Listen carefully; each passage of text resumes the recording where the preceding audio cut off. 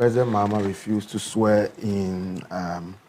Oh, well, you see, again, I've seen that she's come under criticism. Again, it is justifiably. You mean the gender minister? Yes, you see, I understand the demand for excellence and a better way of doing things by the people of Ghana.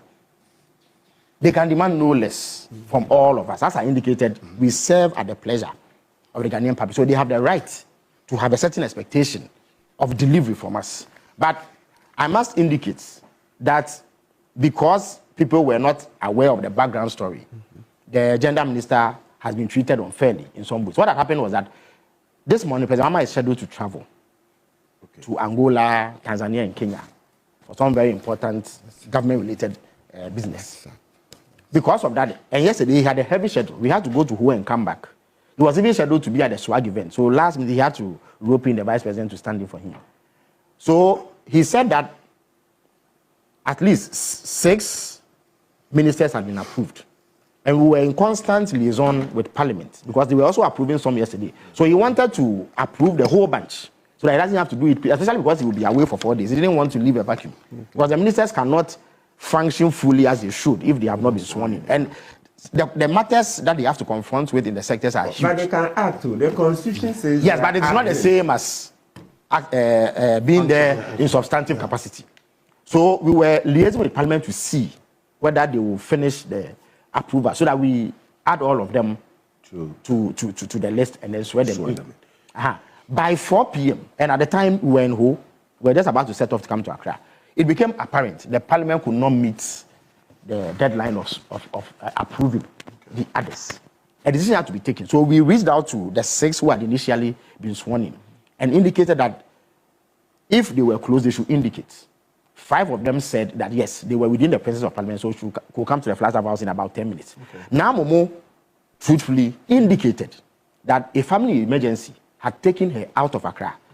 And therefore, it was going to be very close. We encouraged her to come nonetheless. And that if she got there in time, she would be added. If for some reason she could not make it in time, we will do it another time. I see. So if you observe carefully, President Mahama was very specific in mentioning the names and giving them KPIs as you describe it. So we did 2 alternative speeches. One that anticipated her presence, one that anticipated her absence. So that's why her name was never mentioned in all of it. To connect. So immediately we had to switch because we had prepared for that scenario. It was to her credit that she showed up anyway. Because it was touch and go. Where she was, there was no way, given all the traffic, that she could get here in time. But we were pushing them and saying that if you are able to make it, fine. If not, not a big deal. Next week when President Mahama does it, so that is it. It's not that she was late. I know her very well. I can vouch she wasn't late. She's a very serious person. In some ways, we were even unfair to her to put her in that situation. But we thought that we could quickly do it so that the president's absence does not unduly affect the ability to perform. So that is the situation. But as I said, we respect public sentiment. Of course, it's not everything but it's good that you are putting this out there. You see, sometimes too, yes, if the Ghanaian public had known this, I'm sure they would have tempered their criticism. But of course, they are right based on what they see and know to make any commentary. But I must plead that it is not the doing of the minister that it happened that way. This clarity is very, very important because of what has been going on for quite a while, and stories that had been published as well that she was late and so on. It's important that you explain. Elected not to be there at all. But out of respect for the president, she made an effort. I see. I think she got in 2 minutes after the president had started. That's all. And she really pushed it close. But it was not her fault.